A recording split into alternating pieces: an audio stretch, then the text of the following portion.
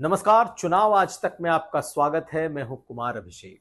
आज लखनऊ का दिन सियासी हलचलों से भरा रहा।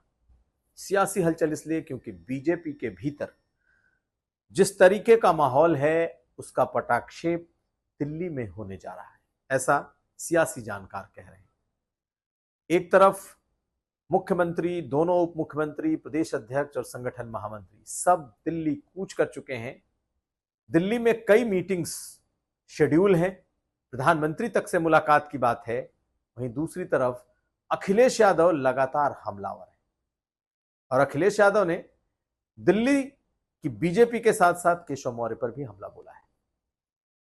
तो सबसे पहले हम आपको बताएं कि आखिर लखनऊ में हलचल क्या है। दरअसल लखनऊ के दोनों बीजेपी के दोनों डिप्टी सीएम योगी सरकार के दोनों इस कदर नाराज हैं कि दोनों ने समीक्षा बैठक में शिरकत ही नहीं की।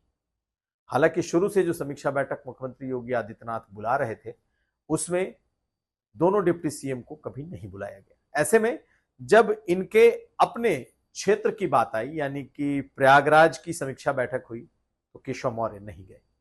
आज लखनऊ की समीक्षा बैठक थी तो उसमें लखनऊ के प्रभारी और डिप्टी सीएम ब्रजेश पाठक नहीं गए।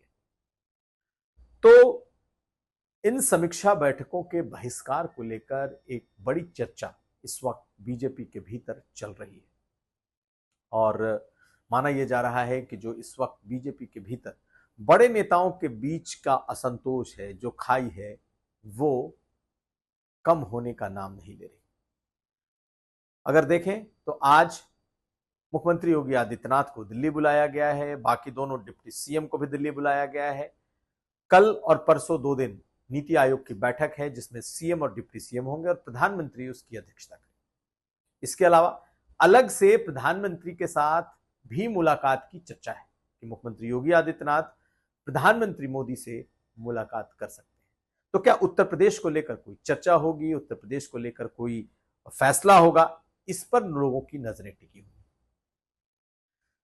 एक तरफ दोनों उप मुख्यमंत्रियों का समीक्षा बैठक का बहिष्कार, दूसरी तरफ शिकायतों की विधायकों की शिकायतें, उनकी नाराजगी और अब दिल्ली में एक और बड़ी मीटिंग का आगाज। जी हां, ये बड़ी मीटिंग कहा जा रहा है, जो सूत्रों के जरिए पता चला है कि आरएसएस के कुछ वरिष्ठ प्रचारक दिल्ली में एक लोगों ने मीटिंग बुलाई है जिसमें मुख्यमंत्री, दोनों उप मुख्यमंत्री, प्रदेश अध्यक्ष और संगठन महामंत्री होंगे। कार्यक्रम तो बौद्धिक का रखा गया है, लेकिन माना जा रहा है कि ये जो मीटिंग है ये कहीं ना कहीं बीजेपी के भीतर इस खाई को, इस कलह को खत्म करने के लिए बुलाई गई है। आरएसएस जो पिछले कुछ दिनों से इस मामले में अपनी एक्सरसाइज कर रहा है, उसकी इस एक आगे की कड़ी के तौर पर इसे देखा जा रहा है कि क्या संघ के हस्तक्षेप के बाद बीजेपी के भीतर जो इस तरीके का कलह मचा हुआ है, क्या वो कम और खत्म हो जाएगा।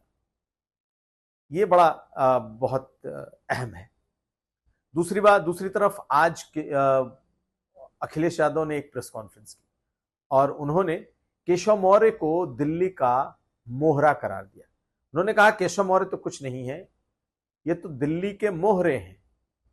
तो केशव मौर्य ने भी पलटवार किया और उन्होंने कहा कि अखिलेश यादव कांग्रेस पार्टी के मोहरे हैं और 27 में अपनी वो खैर मना ले, बीजेपी 2017 की तरह जीत करके आएगी।